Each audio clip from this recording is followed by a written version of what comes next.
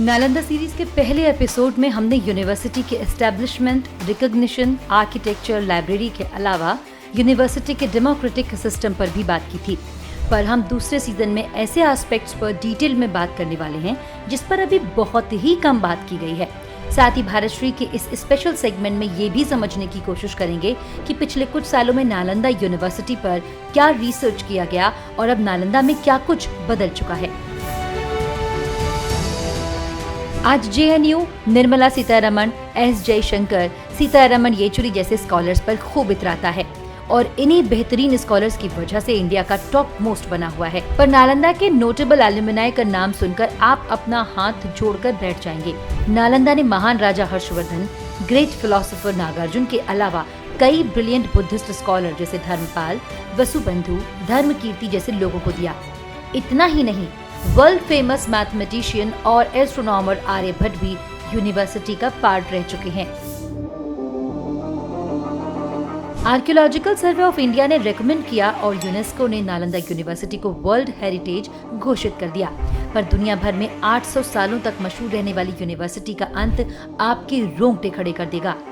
शायद ही किसी संस्थान का अंत इतना दर्दनाक हुआ होगा।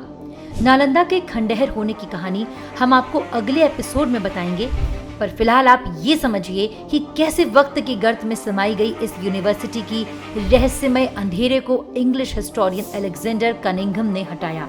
कनिंघम को इंडियन आर्कियोलॉजी के साथ हिस्टोरिकल, जियोग्राफी और हिस्ट्री में गजब का इंटरेस्ट था। कनिंघम प्रोफेशन से तो ब्रिटिश सेना के बंगाल इंजीनियर ग्रुप में इंजीनियर थे, पर इनकी इंडियन आर्कियोलॉजी में बेमिसाल कंट्रीब्यूशन की वजह से भारत का हेड आर्कियोलॉजिकल सर्वेयर इन्हें बनाया गया था। एंशिएंट कॉइन्स के लेखों, डीप रिसर्च और कई स्क्रिप्ट्स को पढ़ने के बाद सर अलेक्जेंडर कनिंघम ने नालंदा को दुनिया के सामने आइडेंटिफाइड किया। कनिंघम ही नहीं, फेमस चाइनीज स्कॉलर और ट्रैवलर ह्वेन त्सांग और इत्सिंग ने भी नालंदा के बारे में बहुत कुछ बताया। दरअसल दोनों यहाँ कई सालों तक कल्चर और फिलॉसफी की पढ़ाई पढ़ चुके थे। दोनों ने अपने ट्रैवल ब्लॉग्स और संस्मरणों में नालंदा के बारे में वो सब कुछ लिखा है जिससे दुनिया तब तक महरूम थी।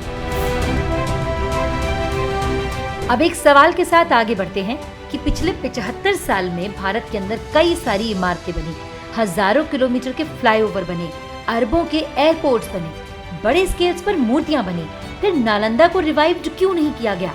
रिकंस्ट्रक्शन के नाम पर महज कुछ 4 दीवारें खड़ी कर दी गई नालंदा पर नालंदा को इंटरनेशनल रेपुटेशन दिलाने की कितनी कोशिश की गई? लोगों ने we want the old reputation of Nalanda के नारे क्यों नहीं बुलंद किए? आइए समझते हैं कि अब तक भारतीय पॉलिटिशियंस ने इंडियन ट्रेडिशन और हेरिटेज पर वोट मांगने के अलावा वर्ल्ड हेरिटेज नालंदा पर क्या कुछ किया है।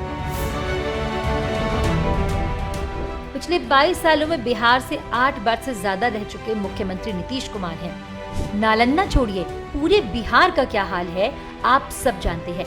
पर जब नालंदा के रहस्य से पर्दा उठने लगा तो दबाव बढ़ने लगा। धीरे धीरे नीतीश कुमार का जमीर जागा और उनकी पहल पर एपीजे अब्दुल कलाम ने 28 मार्च 2006 को बिहार लेजिस्लेचर और जॉइंट सेशन को एड्रेस करते हुए कहा कि नालंदा यूनिवर्सिटी को रिवाइव्ड करने का प्रपोजल है। फिर बिहार लेजिस्लेचर ने बिल पास किया और 25 नवंबर 2010 को यूनिवर्सिटी एग्जिस्टेंस में आई। उस समय मनमोहन सिंह प्राइम मिनिस्टर थे, नीतीश कुमार एनडीए का पार्ट थे। इसके बावजूद मनमोहन सिंह ने नीतीश कुमार को पूरा सपोर्ट किया।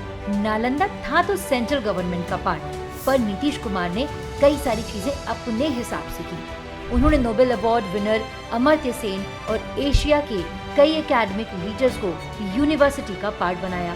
अमर्त्य सेन यूनिवर्सिटी के गवर्निंग बोर्ड के पहले प्रेसिडेंट और चांसलर बने। इसके अलावा सिंगापुर के फॉरेन अफेयर्स मिनिस्टर जॉर्ज येओ ने भी यूनिवर्सिटी में इंटरेस्ट दिखाया। कुछ ही सालों बाद यानी 2014 तक सेंट्रल में सरकार बदलती है। बीजेपी की सरकार में आने से कई बड़े बदलाव होते हैं।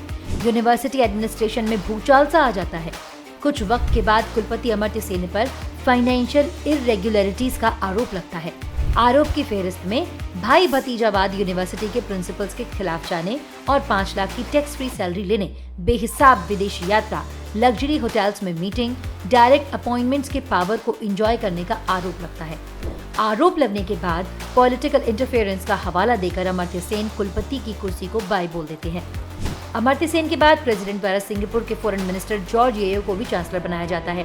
वीसी बनते ही जॉर्ज येओ का माथा चकरा गया। बोले यहाँ तो बहुत ही ज्यादा पॉलिटिकल इंटरफेरेंस है। जॉर्ज ने कहा कि यहाँ की इंस्टीट्यूशनल ऑटोनॉमी और एकेडमिक अफेयर्स को संभालना मेरे बस की बात नहीं है। कुल मिलाकर वो नेताओं से परेशान हो गए।